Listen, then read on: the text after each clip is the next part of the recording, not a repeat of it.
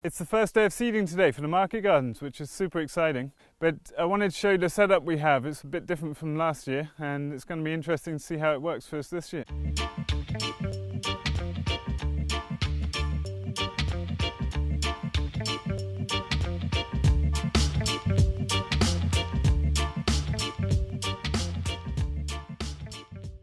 I'm actually 2 days late, so I hope Matt forgives me for that.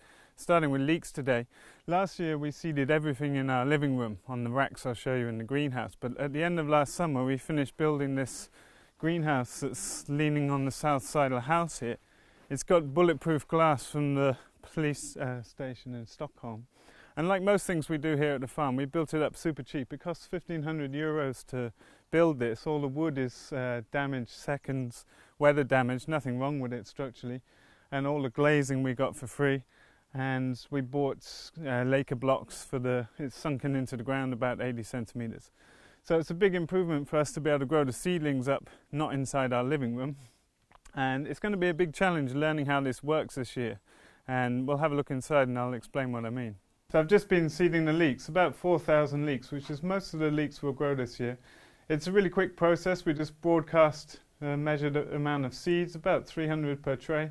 And then I like to cover it with vermiculite. A lot of people will put a topping of extra potting soil on top, but I like working with vermiculite. It's much quicker and easier and helps retain a good amount of moisture on the surface there. In the beginning now, we're not going to heat it at all. We're just going to, it might delay germination of things like leeks and onions, but that's not really a big problem. We factored that into our crop plan, so it's no big deal for us. We do have the ability to heat it a little bit from the house. You see up above me here is there's a wood stove in that room that's what heats our whole house, and so that kicks air into here when the temperature gets above a preset amount on the thermostat.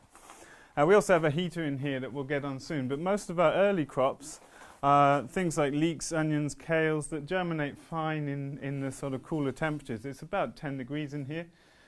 When it gets sunny in here, it goes up to 25, 28 very quickly. So we're going to have to do a lot of monitoring with the ventilation and the doors to work out how to use this space. We haven't put any damp proofing or anything on the side of the house, and we don't know if that's a bad idea or not. We're just going to watch that, and we have a plan of how to deal with that if it comes to that. A big thing in monitoring this space is going to be ventilation. So we're going to work with the doors that we have as well as top vents that we have up on the ceiling here. And we just see how it goes. And you can see how the greenhouse is dug into the ground, about 80 centimetres here, and we put a gravel floor in to allow us to use water in here and allow it to drain okay. What we have here is all of our light racks. We have 3 T5 bulbs, and we built all our racks standardised because all the trays we use fit into the dimension. It's 1 meter 20 by 40 centimeters, and most of our crops go in these 64 cell trays. These are really high quality rigid trays that we use, and I like them a lot because they last many, many years, and you can also carry them full of soil out to the field. They don't bend and break like cheaper plastic ones. Some of our crops that are only in the soil a very short time go in these 144s. That's things like spinach, etc. And then you see the leek trays also fit 2 per rack, so it works out very ergonomically. You can see I learned how to do electrics in Thailand, so it's a bit of a higgledy-piggledy mess, but it's a low-cost, cheap way to do it. These lights are about 15 euros a rack, and if you go out and buy a sort of set of grow lights, it can be up to 10 times that price. It's built in a really simple way that you can use chains to lower the light, and you need to play around to get the lights at the right level. We tend to keep them 2 or 3 inches off the plant surface. But what we found is they do kick out a fair bit of heat, and they can actually, if it's about 10 degrees in the greenhouse, they can keep the soil up at 15, 18 degrees, which is perfect. It really minimizes the heating required to use this space.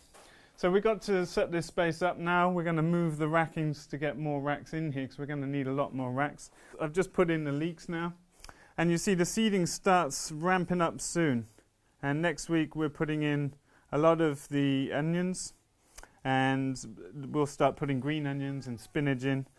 And so this is marking all the seeding dates. It tells me which bed and how many seeds of which variety of crop.